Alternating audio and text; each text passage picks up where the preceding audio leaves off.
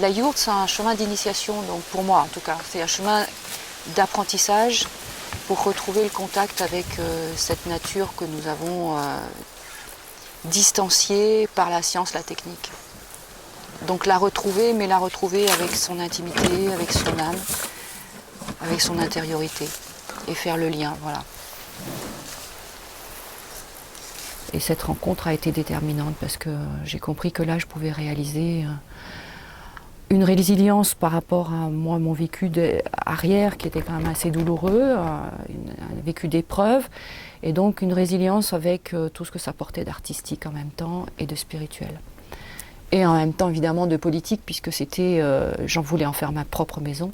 Politique dans le sens de se réapproprier la construction non seulement de soi, mais aussi de son abri vital, puisque j'avais décidé très vite d'en faire ma propre maison. Oui, la yourte pour moi c'est vraiment féminin. C'est le rapport au féminin. D'abord parce que c'est rond, parce que c'est intime, parce que le cercle est là tout le temps. Le cercle est là au sol, mais le cercle est là aussi cosmiquement, on va dire, là, dans le toit. Ce féminin, je l'ai ressenti tout de suite quand j'ai rencontré la yourte. Et ensuite, je l'ai développé par la fabrication. C'est-à-dire que ce qui est féminin, c'est utiliser les matériaux simples, non encombrants, non spécialisés, non techniques. Si c'est la femme qui veut réaliser sa maison, c'est pas une spécialiste, c'est quelqu'un qui touche un petit peu à tout dans sa vie, qui touche au domestique, qui sait faire beaucoup de choses, mais qui n'est pas une spécialiste patentée sur une technique particulière. Donc là, la yourte, il était possible de la prendre en charge par soi-même. Moi, j'étais, c'est vrai, un peu couturière, pas du tout menuisier. Et je me suis dit que ces perches, ça n'a pas l'air trop compliqué. Du bois, il y en a à la forêt, je peux aller le chercher. C'était accessible. Voilà, c'était totalement accessible de prendre un morceau de bois dans la forêt, de l'aiguiser, de tailler un peu ce qui sortait de partout et puis d'en faire des perches. C'est ça que j'appelle être féminin, c'est-à-dire qu'on ne sort pas de la maison, on n'est pas obligé d'aller dans des formations professionnelles compliquées, payantes, pour accéder à un savoir. Et tant pis si c'est pas très bien fait, tant pis si c'est pas au niveau, tant pis si le plancher n'est pas tout à fait droit. L'important, c'est que ça tienne. Et j'ai eu la chance que ça a toujours tenu et ça continue à tenir. Donc là, vous voyez ce fameux lien de compression. Je l'ai attaché donc à une sorte de poignée que j'ai attaché donc à la petite fenêtre. Il est très tendu et il soutient ce treillis. Ce treillis, donc, lui, à ses intersections, il reçoit la perche qui est attachée avec uniquement des liens. Tout tient non pas par la force, mais par la souplesse. C'est-à-dire que tout est tenu par des liens. Le treillis en lui-même, il est tenu aussi par des liens. De la ficelle en fait. Voilà. Ici, vous avez de la ficelle. Il n'y a pas de morceau de fer. Voilà. Il y a des perles en bois, etc. Mais tout tient par la souplesse du lien en fait. En fait, la yourte, c'est un peu comme un bateau. Donc là, je suis en train de fermer... parce qu'il y a un peu de vent aujourd'hui. Voilà. Donc on passe pas mal de temps à ouvrir, fermer. Ça m'est arrivé de passer une nuit entière à tenir mes liens. Ça m'a appris quand même à stabiliser ma yourte après des tempêtes, quoi. Alors, maintenant, je sais que ça bouge plus, il y a des pierres, etc. Et puis ici, il n'y a pas beaucoup de vent. Mais voilà, la toile, c'est ça, c'est vraiment une tente, quoi. On est pris dans les éléments, dans le vent, la pluie, on entend tout. Donc moi je sais que maintenant je suis hors eau depuis quand même pas mal de temps et j'ai plus du tout d'infiltration à l'intérieur. Voilà.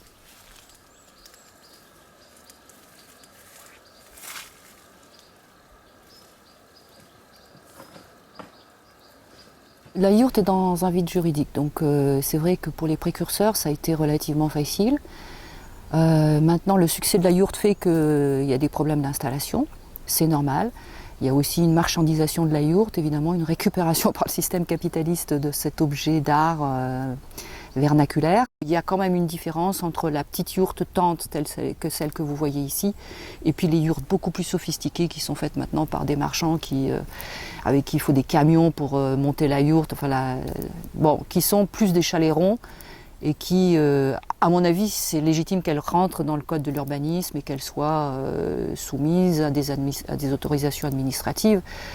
Ce qui n'est pas le cas pour des simples tentes, et j'espère qu'on va pouvoir quand même continuer à dépendre de la législation du camping, qui est une des législations les plus cool, disons, d'Europe. Nous, on est vraiment dans une remise en question politique de l'urbanisme, avec non pas une invasion des zones naturelles et des zones agricoles, mais une remise en question de comment est-ce qu'on cultive, de comment est-ce qu'on pratique l'autosubsistance, comment est-ce qu'on habite. Voilà, c'est une véritable remise en question. Alors, s'intégrer dans le code de l'urbanisme, là, c'est peut-être un petit peu précoce. Moi, je pense que c'est un petit peu trop tôt pour dire que ça va permettre la suite, quoi. Et puis surtout de permettre des installations plus populaires, plus simples. Voilà.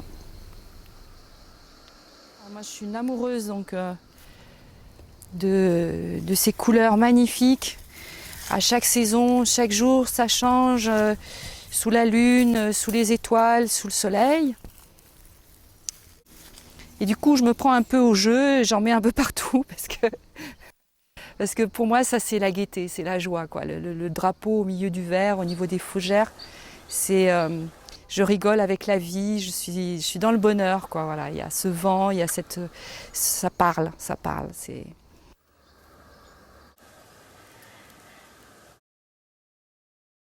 Pour, ce que j'appelle donc la chapelle du Micocoulier.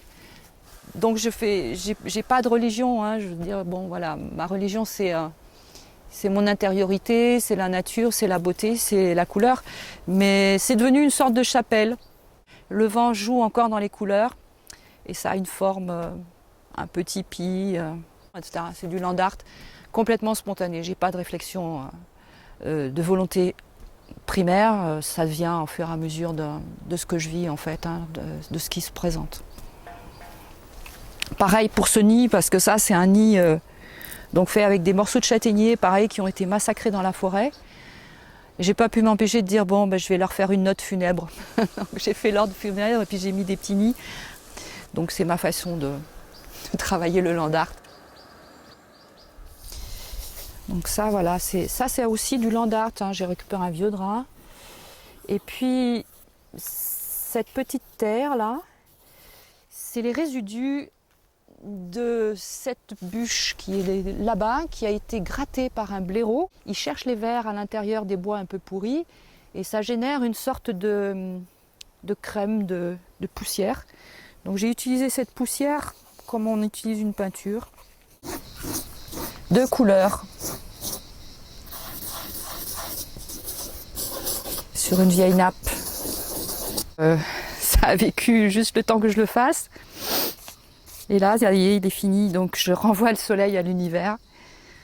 Et c'est fini. Donc je vais l'arrêter. Quand on se balade, on voit des choses merveilleuses. Et c'est pareil, ça disparaît. À chaque balade, on trouve d'autres choses. L'artiste du land art, c'est un peu la même chose. Il n'y a pas d'accumulation. On ne peut pas accumuler ses œuvres.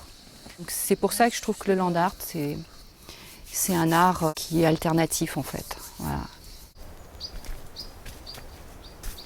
Donc là, c'est la future cuisine. Donc ça sera un tipi. Donc je suis en train de faire les perches en ce moment. C'est quand même des perches qui sont hautes. Je les récupère sur mon terrain ou alentour. Et donc je suis en train de coudre à mon atelier couture une toile dans laquelle je vais incorporer des mosaïques transparentes pour que la lumière puisse encore jouer, se refléter à l'intérieur et que ça soit un enivrement perpétuel au niveau de la lumière, parce que la lumière se lève là le matin, le soir elle arrive par là, donc en fonction de ça je vais pouvoir la filtrer. Voilà.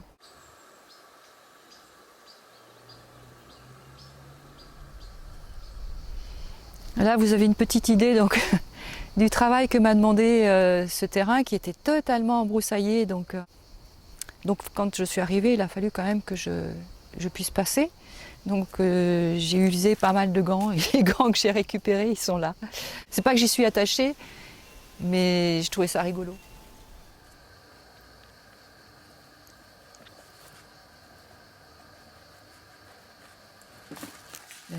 Une perche de tipi.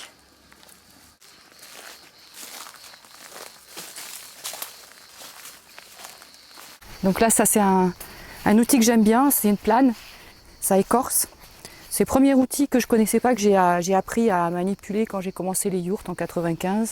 Je découvre quand j'ouvre un arbre, que j'abats un petit arbre, eh ben, quand je l'épluche, je découvre la texture du bois et j'ai toujours beaucoup d'émotions à toucher la sève. Voilà. Donc celui-là, je l'ai abattu il y a 2-3 jours, donc il est bien frais et luisant, bien luisant. Enfin, vous me dites, hein, la question... La question c'est, est-ce que c'est un travail de femme? Alors, c'est un travail de femme, oui, c'est de l'épluchage. C'est pas compliqué, puis ça demande même pas beaucoup de force physique. Hein. Non, je trouve ça plutôt agréable et facile à faire. On a des perches assez vite. Bon, de temps en temps, je prends la petite hache pour enlever les nœuds là. Mais je vais vous dire, non, je préfère le faire toute seule. Hein. Les mecs, quand ils arrivent, ils savent tout et ils vous expliquent tout, comment il faut faire. Il faut avoir un niveau, il faut tout calculer. Alors ça vous prend déjà 3 heures, rien que pour que vous compreniez ce que vous avez déjà compris en 30 secondes. Et puis après, ils le font à votre place. Alors c'est bon, je veux pas d'homme là, merci sur ce plan-là. Ni homme, ni spécialiste.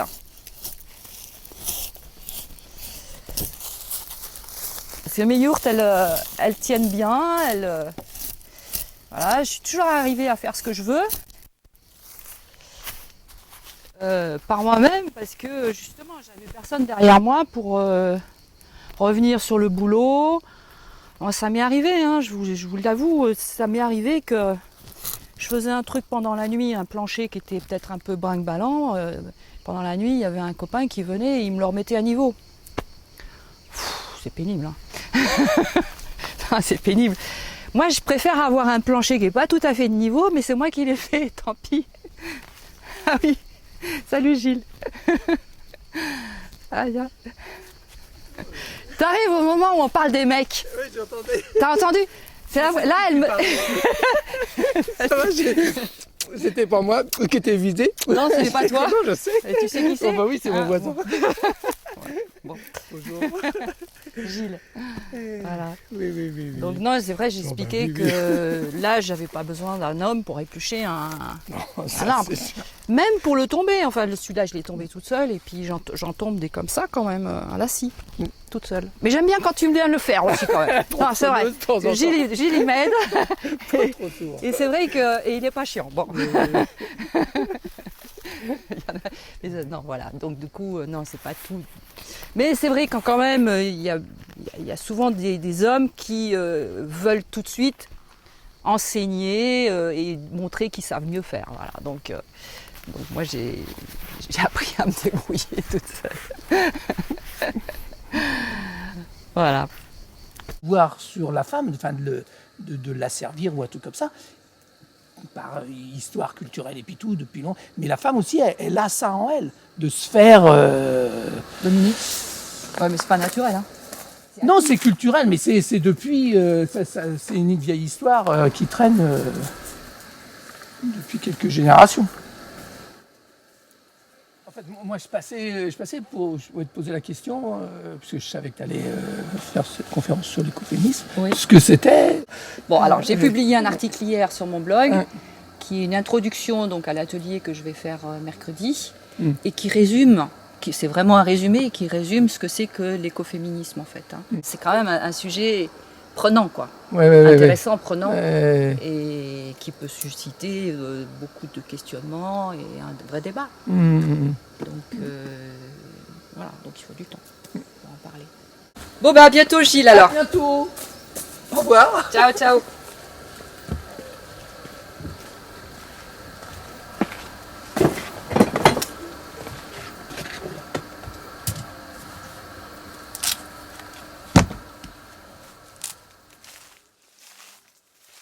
L'écologie, c'est s'occuper de son écosystème, de l'environnement, et puis le féminisme, c'est l'émancipation de la femme. On ne peut pas séparer les deux. Qu'on analyse dans l'écoféminisme l'exploitation de la nature et l'exploitation de la femme comme étant de même nature. Nous, les écoféministes, nous considérons qu'il y a une connivence entre la puissance de la nature et la puissance féminine, la puissance reproduction, la puissance de l'amour aussi, enfin toutes les puissances de ce qu'on appelle les valeurs féminines. Par exemple, au XVIIe siècle, la chasse aux sorcières a été vraiment le début d'une tentative pour assujettir la femme et l'exploiter et la maîtriser toutes ses puissances. Et à partir de là, donc, le développement de l'industrialisation, du consumérisme, du productivisme, donc le capitalisme. Et donc nous, on remet en question ce capitalisme, bien sûr, avec la décroissance, donc l'antiproductivisme, la notion du travail salarié, remettre en question ce féminisme qui a émancipé pas mal les femmes, mais qui en même temps a été quand même en collusion avec les valeurs capitalistes et libérales, ultralibérales. On pense que la réhabilitation, la revalorisation des valeurs féminines, et donc la réappropriation par les femmes de leurs propres valeurs, pourrait être une façon de pallier ce massacre sur la nature qui a lieu actuellement. On porte une réflexion assez profonde sur qu'est-ce qu'un nouveau féminisme pourrait remettre en question au niveau total de la façon de produire, de la façon de travailler, avec une remise en question de la dévalorisation donc des tâches ménagères, des tâches domestiques, des tâches intérieures, du soin. Il ne s'agirait plus de dire aux femmes délaissez vos maisons pour aller trouver l'égalité salariale avec les hommes, l'égalité de carrière, etc. Plutôt au contraire de dire aux hommes revenez dans les maisons et revenez dans la cessation d'un activisme effréné, justement pour arriver à des valeurs plus intériorisées, de façon à réfléchir sur ce qui est en train de se passer au niveau de la dilapidation des ressources actuelles qui nous mènent droit au mur.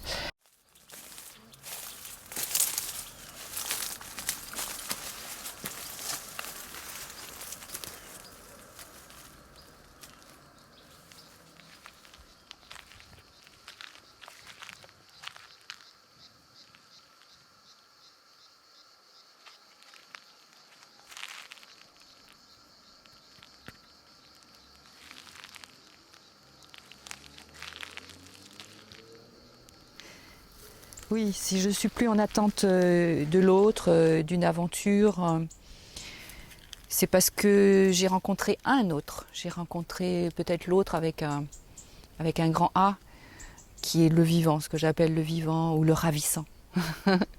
Celui qui a la possibilité, cet espace, cet être, je ne sais pas, qui a la possibilité d'offrir le ravissement, la grâce.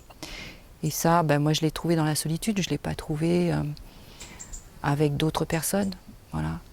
Donc du coup, c'est vrai que j'ai cette recherche intérieure, cette recherche de solitude, qui a tendance à me détourner peut-être un peu du relationnel. Ça, je le comprends, oui.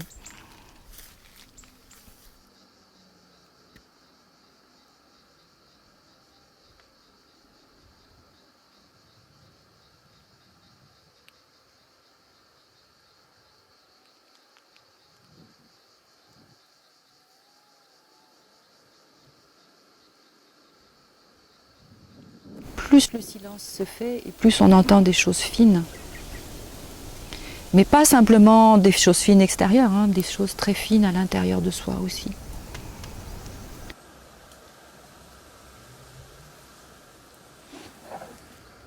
Qu'est-ce qui est fuir? La distraction, c'est fuir. La distraction avec le monde, en allant consommer du culturel partout, en se réfugiant dans les grandes réunions collectives. Mais non, se retrouver seul face à soi-même, c'est tout le contraire de la fuite. Au contraire, c'est accepter de se regarder et de s'accompagner soi-même. Et j'ai l'impression que c'est tout le contraire qu'on nous propose dans la société. La valorisation aujourd'hui de la personne passe par l'accumulation, le capital rencontre, le capital culturel, etc. Donc quand on fait le vide et que justement on prend de la distance par rapport à cette capitalisation essentielle pour exister, qu'est-ce qui reste? Qu'est-ce qui reste? Donc il faut aller chercher loin au fond de soi ce qui est nécessaire pour construire une identité.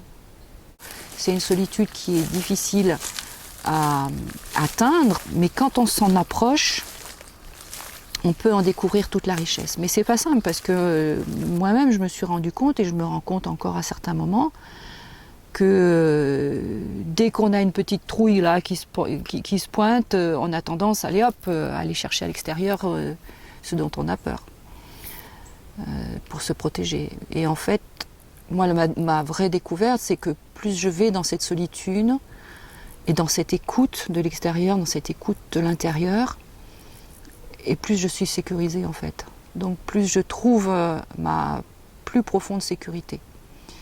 Donc du coup, j'ai de moins en moins envie de fuir à l'extérieur et donc de me distraire. Et quand je me retrouve dehors, dans les distractions, je m'ennuie. Je m'ennuie profondément parce que j'ai qu'une envie, c'est de revenir dans la yourte, mais dans tout ce que signifie la yourte, c'est-à-dire la richesse de l'intériorité et de la contemplation. C'est faire taire toute l'agitation. Alors là, il y a la méditation et puis il y a la contemplation pour ça. C'est deux choses vraiment différentes. La méditation, on se vide, on se nettoie, on se fait propre. Et puis quand on est propre, on va à la rencontre de son amoureux. Et voilà, et c'est la danse de l'amour après. La danse de l'amour, c'est dans la contemplation.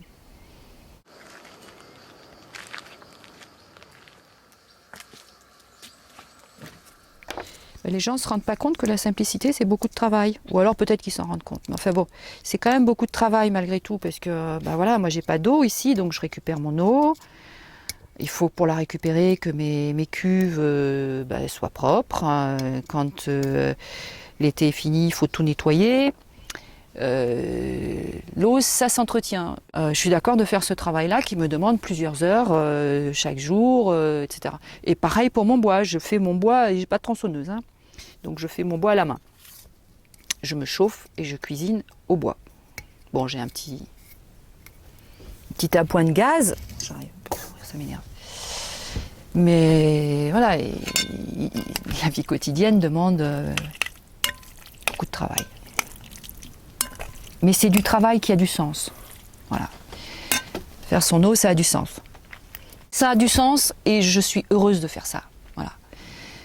Parce que quand je payais mes factures d'eau et d'électricité sans regarder, sans savoir, et puis sachant que ça allait au nucléaire et sachant que ça allait pour des actionnaires qui en ont rien à foutre de la planète, je me sens pas bien. Je peux pas dire que je me sens bien. Je me sens en porte-à-faux avec mes idées. Je me sens pas cohérente. Là, je suis cohérente avec ce que je pense, avec ce que j'ai envie de vivre.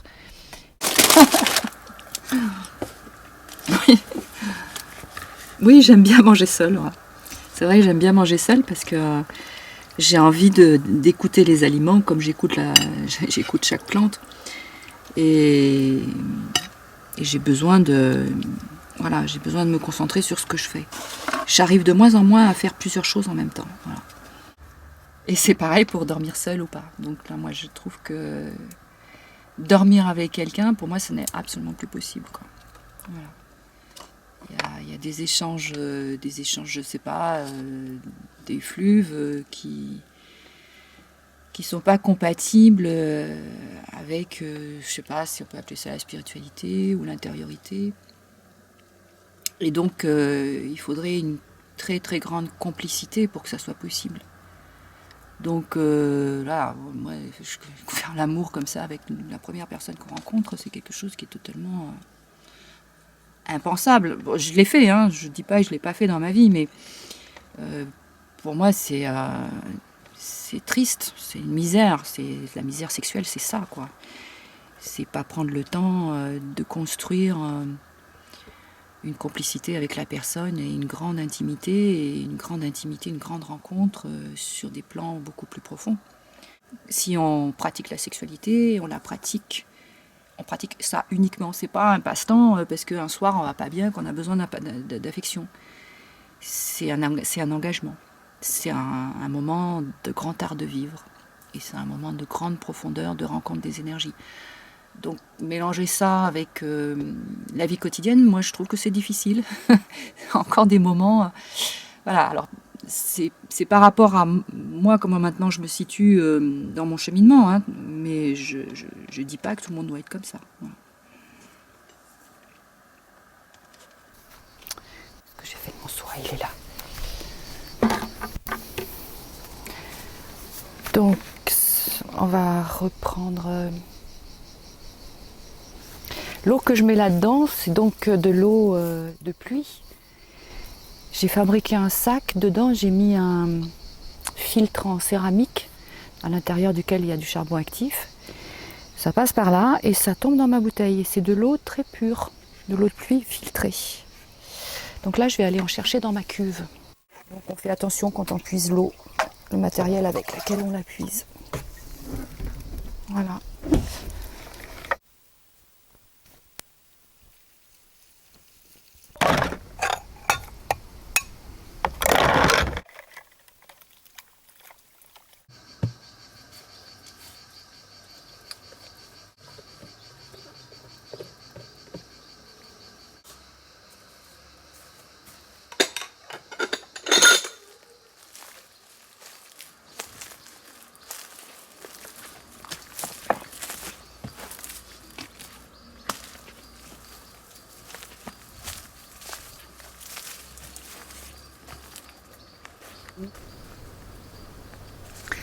Non, je crois qu'effectivement ça embête les gens que je sois seule et que je sois contente d'être seule. Ils comprennent pas trop quoi. Parce que la solitude fait peur. Ça fait peur, donc moi j'ai pas peur et au contraire je la recherche. C'est intéressant pour d'autres parce que ça ouvre des portes.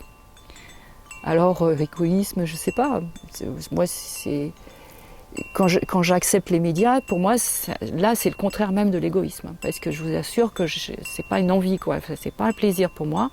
Donc, du coup, c'est plutôt dans l'espoir de partager une ouverture et de partager une expérience pour des gens qui se sentent avec leur solitude, leur propre solitude, et qui a le moyen de transformer ça en richesse, en fait.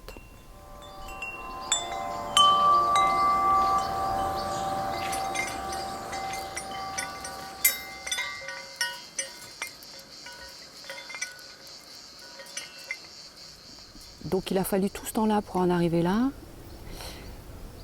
Et je me dis que peut-être c'est le fruit des épreuves aussi quand même. Le fruit de la vie qui a été très difficile et qui forge un caractère, une forme d'engagement dans la vie et une forme de vie rude mais accomplie en fait.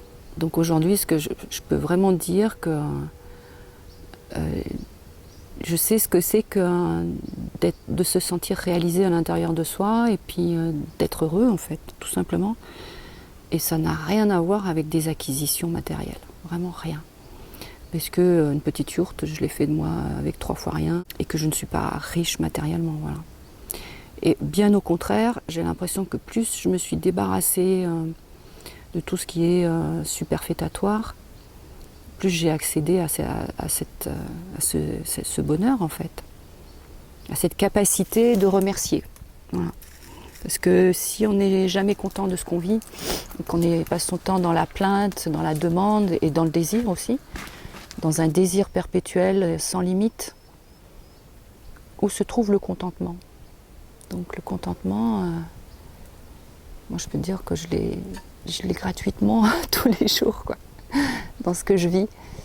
Et donc du coup, j'ai transformé ma pauvreté en richesse.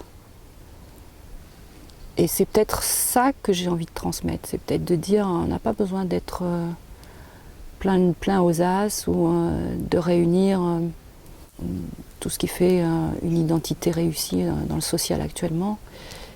Vraiment, avec peu de choses, on peut être heureux, avec très peu de choses. Et ça, c'est quelque chose qui est une vérité, à mon avis, fondamentale chez l'être humain, mais qui a été profondément détournée, malheureusement, profondément détournée.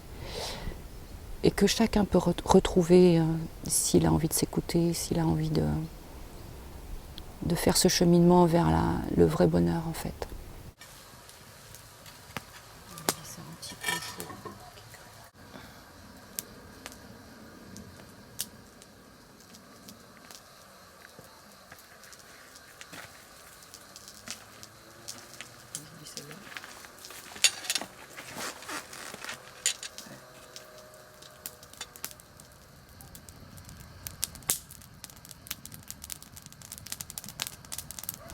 À un moment donné, je suis tellement dans la présence avec ce qui m'entoure et tellement profondément dans le silence à l'intérieur qu'il y a une écoute et un élargissement de la perception en fait. Et à ce moment-là, il y a une sorte de pétillement de joie qui est en train de se réveiller à l'intérieur. Et moi j'appelle ça le ravissement. Et cet état-là, c'est tellement puissant et c'est tellement en chemin, je veux dire, ça, j'ai l'impression que c'est jamais fini, que j'ai qu'une envie, c'est de poursuivre ce recueillement, parce que j'ai l'impression qu'on peut encore découvrir des paysages extraordinaires derrière. Donc, je ne sais pas jusqu'où ça peut aller. Voilà. Un état de fusion, en fait. D'amour, donc. D'amour, vraiment d'amour.